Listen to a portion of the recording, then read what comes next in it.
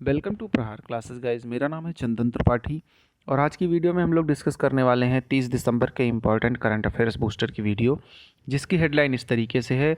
IOCL ने उत्तर प्रदेश छत्तीसगढ़ में TB उन्मूलन परियोजना शुरू की है। आदिवासी मंत्रालय ने फ्यूचर इंजीनियरिंग प्रोग्राम के लिए अमेजन के साथ समझौता किया है। ADB ने जल क्षेत्रों में शीर्ष परामर्श सेवा फर्मों में वेबकॉस को स्थान दिया है। अश्विनी वैष्णव ने स्टे सेफ ऑनलाइन अभियान शुरू किया है। डाक विभाग ने ऑनलाइन रिक्वेस्ट ट्रांसफ़र पोर्टल शुरू किया हुआ है। रेल मंत्रालय ने अमृत भारत स्टेशन योजना शुरू की है। Road accidents in India 2021 report का प्रकाशन हुआ है। DGPC ने मंगदेछु जल विद्युत परियोजना को हासिल किया है। इसके बाद राष्ट्रपति ने रामप्पा मंदिर में तीर्थ यात्रा बुनियादी ढांचे की नींव रखी है। Ministry of housing and urban affairs ने सिटी फाइनेंस रैंकिंग लॉन्च की है। लास्ट वाला है। इसके बाद दो हम हेडलाइन ऐसे डिस्कस करने वाले हैं जिनके बारे में हम न्यूज़ डिटेल से नहीं डिस्कस करेंगे। इसमें एक बेकल केरला में पहला अंतर्राष्ट्रीय समुद्र तट महोत्सव हुआ है।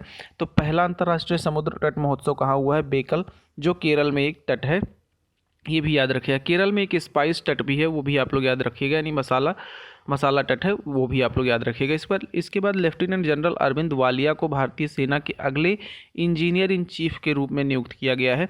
इन दोनों न्यूज़ को हम डिटेल में नहीं डिस्कस करेंगे, इस वजह से यहाँ डिस्कस कर लिए हैं। अब हमारा मेन सीरीज़ जो होता है उसमें पहला सीरीज होता है डेज एंड इवेंट्स का। आज कोई डेज और इवेंट्स इंपॉर्टेंट नहीं है, इसलिए नहीं डिस्कस कर रहे हैं। दूसरा हमारा होता है नेशनल अफेयर्स का।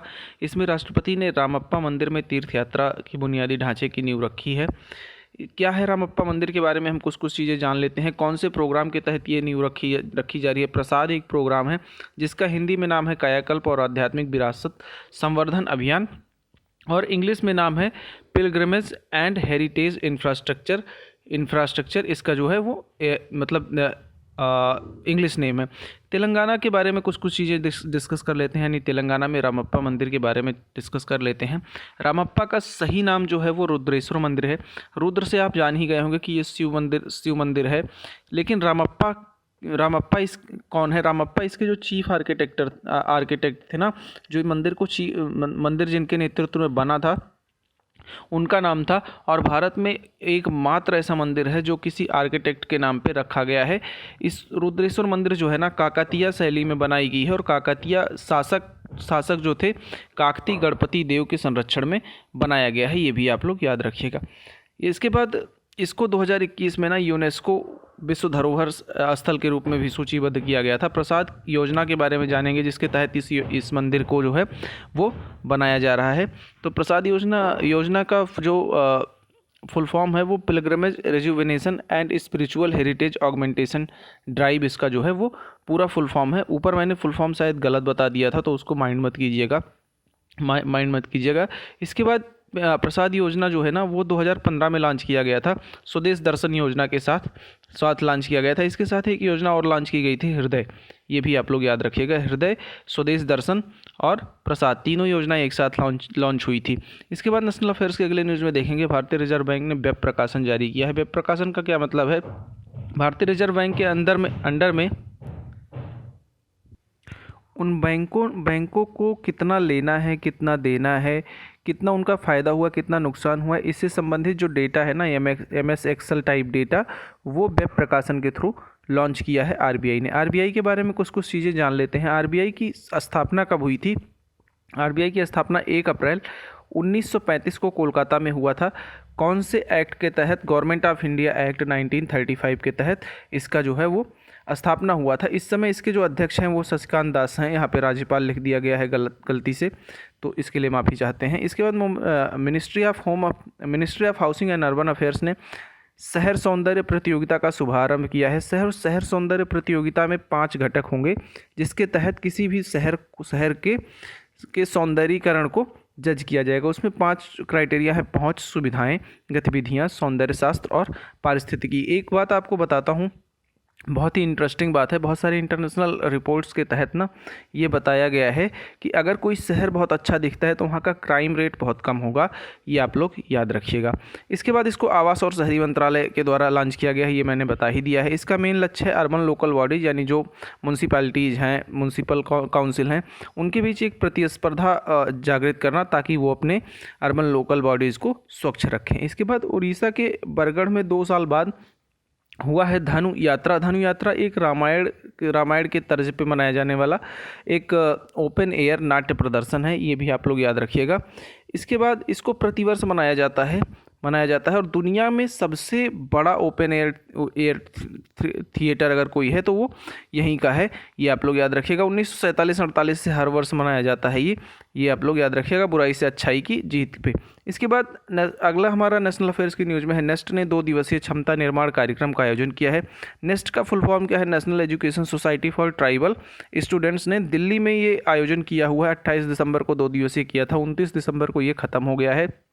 इस वजह से ये न्यूज़ में था। इसमें क्या होगा, जो 54 एकलव्य मॉडल आवासीय विद्यालय हैं 6 राज्यों से, आंध्र प्रदेश, गुजरात, मध्य प्रदेश, उड़ीसा, राजस्थान और तेलंगाना से, वहाँ के टीचर्स इसमें भाग लेंगे और टीचर्स को ट्रेनिंग दिया जाएगा ताकि वो बच्चों को अच्छी शिक्षा दे सकें। इसके बाद नेशनल अफेयर्स के अगले न्यूज़ में है, IOCL ने उत्तर प्रदेश छत्तीसगढ़ में तीव्र टीबी उन्मूलन परियोजना शुरू की है। IOCL का फुल फॉर्म क्या है? इंडियन ऑयल कॉरपोरेशन लिमिटेड इसका फुल फॉर्म है। इन्होंने ये योजना शुरू की है। इसके तहत इनका लक्ष्य ये है कि 2025 तक भारत में क्षय रोग को समाप्त करके सरकार के लक्ष्य हिस्सा बनाना है।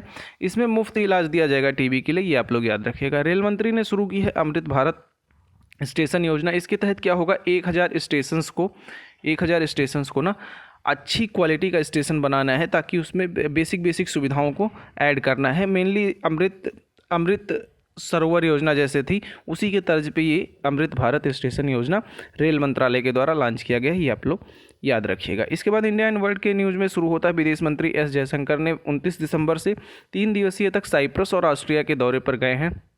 आपको होमवर्क ये है कि आप मैप में जाएंगे, साइप्रस देखेंगे और ऑस्ट्रिया देखेंगे। मैं आपको एक ट्रिक बता दे रहा हूँ, मेडिटेरेनियन सी यानी भूमध्य सागर में साइप्रस है, ये आप लोग याद रखिएगा। वहाँ पर जाकर आप देखोगे ना तो बहुत सारी चीज़ें आपको खुद ब खुद पता चल जाएंगी। ऑस्ट्रिया में यूरोपीय और अंतर्राष्ट्रीय मामलों की जो ऑस्ट्रियाई संघीय मंत्री हैं वहाँ मतलब अलेक्जेंडर सालेनबर्ग वहाँ के जो मंत्री हैं उनसे भी ये मुलाकात करने वाले हैं एस जयशंकर जी। इसके बाद 2023 में भारत और ऑस्ट्रिया के राजनयिक संबंधों के 75 वर्ष पूरे होने वाले हैं। इंडिया एंड वर्ल्ड के अगले न्यूज़ में देखेंगे, DGPC को सौंपी गई है मंगदेछू जल विद्युत परियोजना। मंगदेछू जल विद्युत परियोजना इतनी इंपॉर्टेंट है कि ये अभी तक 6-7 बार मैं इसको देख चुका हूँ अलग अलग पेपर्स में। जब ये आई थी ना तभी से ये न्यूज़ में है और तभी से ये पूछा जा रहा है, ये आप लोग याद रखिएगा। भारत और भूटान के बीच ये योजना है। भारत इसको बना के भूटान को देगा। 720 मेगावाट की क्षमता है इसकी मंगदेछू जल विद्युत परियोजना की। इसके बाद ये परियोजना जो है ना हाल ही में भूटान के ड्रक ग्रीन पावर कॉरपोरेशन को सौंपी गई है। भारत और भूटान के जल विद्युत संबंध के बारे में जाने तो पहला जो समझौता हुआ था वो जल ढाका समझौता हुआ था। ये कहाँ पर है? पश्चिम बंगाल में है। जल ढाका समझौता पश्चिम बंगाल में और 1961 में हुआ था ये इस समझौते पर साइन। इसके बाद एक चीज़ और जानने वाली बात है जो चूखा जल विद्युत परियोजना है ना वो भी भारत सरकार के द्वारा वित्त पोषित थी, जो भूटान में स्थित है। तो चूखा जल विद्युत परियोजना, मंगदेछू जल विद्युत परियोजना और जल ढाका परियोजना, ये तीनों आप लोग याद रखिएगा। इसके बाद अगला हम देख लेते हैं जेलेंस्की ने 10 सूत्री शांति योजना को जो है वो प्रस्तावित किया है कि ताकि रूस के साथ शांति समझौता हो सके, बट ऐसा कुछ हुआ नहीं है अभी। ये 10 सूत्री इन्होंने बताया है, उसमें अलग अलग चीज़ों को इंक्लूड किया है। इसके बाद एस राम और एम राम समूह ने भारत में इस स्टार्टअप विंग्स फंड पेश किया है। इसका मतलब क्या है, जो ये दोनों जो ऑर्गेनाइजेशन है ना ये यूके यानी यूनाइटेड किंगडम बेस्ड हैं, वहाँ की ये स्टार्टअप कंपनीज़ हैं। यहाँ पर क्या करेंगी, स्टार्टअप इकोसिस्टम को बढ़ावा देंगी, इतना ही ये काम करने वाली हैं। बाकी चीज़ें इंपॉर्टेंट नहीं है, आप चाहें तो वीडियो को पॉज करके पढ़ सकते हैं। इंटरनेशनल अफेयर्स की अगली न्यूज़ में देखेंगे, रूस ने प्राइस कैप का इस्तेमाल करने वाले देशों पर तेल आपूर्ति पर रोक लगाई है। प्राइस कैप क्या होता है? प्राइस कैप, मान लीजिए रूस और यूक्रेन का युद्ध चल रहा है, तो ईरान आगे बोला रूस से कि हम आपके तेल को लेंगे नहीं इस प्राइस के ऊपर, यानी कुछ मतलब इतना प्राइस लगा दिया है कि रूस का घाटा हो रहा है। प्राइस कैप इसी को बोला जाता है। अब रूस ने इसमें उन देशों पर प्रतिबंध लगा दिया। यह प्रतिबंध ना 1 फरवरी से 1 जुलाई 2023 के बीच 5 महीने तक लागू रहेगा। इसके बाद एक चीज़ और जानने वाली बात है कि सऊदी अरब दुनिया का सबसे ज़्यादा ऑयल निर्यातक देश है।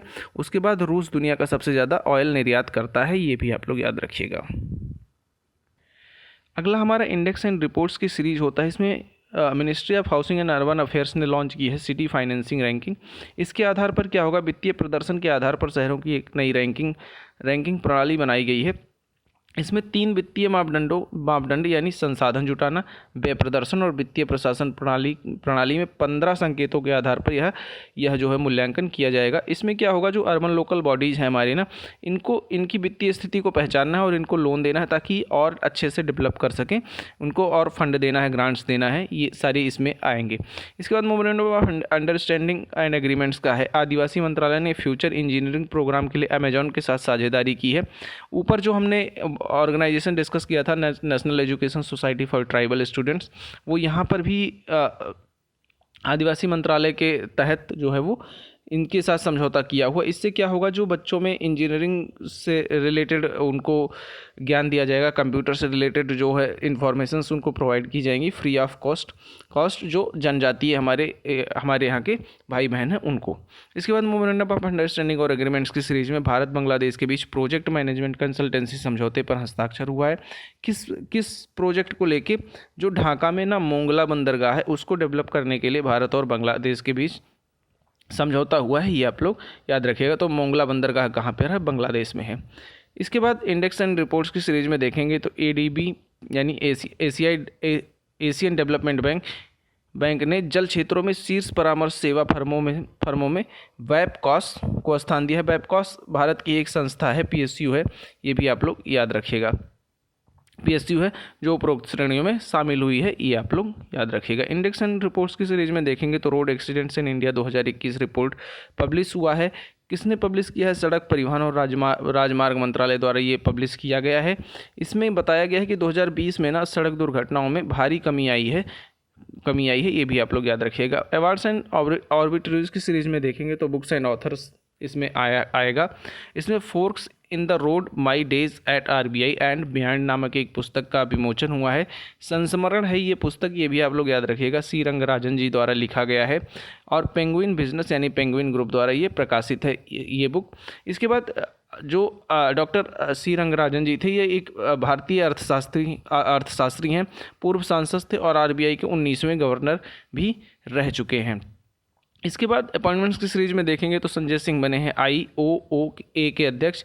इसका मतलब क्या है, IOOA का फुल फॉर्म क्या है, इंडियन ऑयल ऑफिसर्स एसोसिएशन के ये अध्यक्ष बने हैं। इसमें उपाध्यक्ष भी बने हुए हैं ऋतुराज बरुआ। बाकी चीज़ें इंपॉर्टेंट नहीं है, आप चाहें तो पढ़ लें, मैंने हेडलाइन अंडरलाइन कर दिया है इनको, आप चाहें तो इसको पढ़ लें वीडियो को पॉज करके।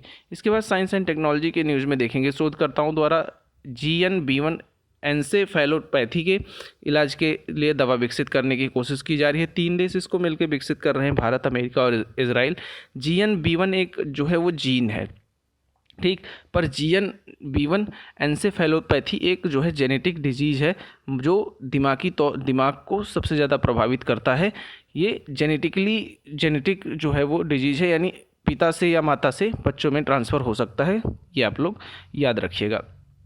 इसके बाद स्पोर्ट्स की सीरीज में हम देखेंगे तो सरकार ने E-स्पोर्ट्स को मल्टी स्पोर्ट्स इवेंट के हिस्से के रूप में मान्यता दी है। इसका मतलब क्या होगा, E-स्पोर्ट्स का मतलब जो वो सारे गेम जो आप अपने फ़ोन में खेल सकते हैं, जैसे PUBG को अब मल्टी स्पोर्ट्स इवेंट के हिस्से के रूप में मान्यता दी है। अपने यहाँ भी PUBG के टूर्नामेंट वगैरह हो सकते हैं और उन पर अब गवर्नमेंट टैक्स वगैरह भी ले सकती है, ये भी आप लोग याद रखिएगा। इसके बाद अर्शदीप सिंह को पुरुष वर्ग में, यास्तिका भाटिया और रेणुका सिंह को महिला वर्ग में अंतर्राष्ट्रीय क्रिकेट परिषद की वर्ष 2022 के लिए emerging player of the player पुरस्कार में शामिल किया गया है। ये आप लोग याद रखिएगा। 28 दिसंबर को ये नामांकन हुआ था।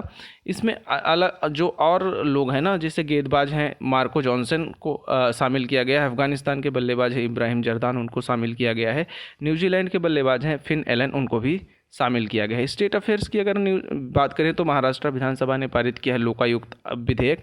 इसके साथ ही महाराष्ट्र ने एक और बिल पास किया है, जो कर्नाटक में कुछ क्षेत्र है ना जहाँ पे मराठी स्पीकिंग पीपल ज़्यादा हैं, मतलब मराठी ज़्यादा बोलने वाले लोग हैं, उनको भी महाराष्ट्र में शामिल करने के लिए एक और जो है वो बिल पास किया है। और एक चीज़ और जान लीजिए कि लोकपाल बिल पास करने वाला महाराष्ट्र पहला राज्य बन गया है जो मुख्यमंत्री को भी कवर करता है। वहाँ का लोकपाल मुख्यमंत्री को भी समन कर सकता है, लेकिन विधानसभा की मंजूरी के बाद। इसके बाद महाराष्ट्र ने सर्वसम्मत प्रस्ताव से पारित किया है, ये हमने ऊपर डिस्कस कर लिया। तेलंगाना के बारे में राष्ट्रपति द्रौपदी मुर्मू तेलंगाना के दौरे पर हैं, जहाँ पर ये रामप्पा टेम्पल हम लोगों ने डिस्कस किया था ना, वहीं पर है। इसके बाद उन्होंने भद्राचलम यानी मुर्मू जी जो हैं भद्राचलम में समक्का सरलम्मा जनजाति पुजारी सम्मेलन को भी उसका भी उद्घाटन करेंगे। आप लोग पढ़ लीजिए, मैंने इसको गोला कर दिया है अगर मेरा प्रोनाउंसिएशन सही नहीं था तो। इसके बाद असम से न्यूज है, आरईसी लिमिटेड ने असम में बिजली उत्सव का आयोजन किया है। आरईसी के बारे में हम लोग डिस्कस करेंगे। विद्युत मंत्रालय के अधीन एक महारत्न कंपनी है। बिजली उत्सव का क्या मतलब होगा? वहाँ पर बिजली उपभोक्ताओं में जागरूकता पैदा करने के लिए बिजली उत्सव का आयोजन किया गया है, ये आप लोग याद रखिएगा। इसके बाद उत्तर प्रदेश से न्यूज है, गृह मंत्रालय ने उत्तर प्रदेश में 2 स्थानों का नाम परिवर्तन करने को मंजूरी दी है। कहाँ पर? ये मेनली जो है गोरखपुर ज़िले में है, मुंडेरा बाज़ार है। मुंडेरा बाज़ार को चौरी चौरा और देवरिया ज़िले में तेलिया अफगान का नाम बदलकर तेलिया शुक्ला करने की बात की गई है। कौन से अनुच्छेद के तहत बदला जाता है किसी भी स्टेट में किसी चीज़ का नाम? अनुच्छेद 3 के तहत बदला जाता है, जो अपने संविधान का पार्ट है। ये भी आप लोग याद रखिएगा। इसके बाद मैप इन न्यूज़ की सीरीज़ में आज हम बेलागावी डिस्कस करने वाले हैं। जो महाराष्ट्र ने एक बिल पास किया है ना, बेलागावी को बेलगाम भी बोलते हैं। ये 1956 का जो स्टेट रीऑर्गेनाइजेशन एक्ट आया था उसके तहत ये कर्नाटक में चला गया था, लेकिन अभी महाराष्ट्र इसकी मांग फिर से कर रहा है। ये सांस्कृतिक रूप से बहुत ज़्यादा इंपॉर्टेंट है। खास ही 1924 में गांधी जी ने बेलगाम सेशन किया था, ये भी आप लोग याद रखिएगा। ओनली सेशन आईएनसी का यानी इंडियन नेशनल कांग्रेस का, जो गांधी जी ने प्रिसाइड किया था, जिसके प्रेसिडेंट थे वो यही था, बेलगाम सेशन था। बाकी चीज़ें इसमें इम्पॉर्टेंट नहीं है। तो दोस्तों इस वीडियो में इतना ही। होप आपको वीडियो छोटी और इन्फॉर्मेटिव लगी हो। अगर ऐसा है तो वीडियो को लाइक कीजिए, चैनल को सब्सक्राइब कीजिए और अपने दोस्तों के साथ शेयर करना ना भूलें। Thank you very much.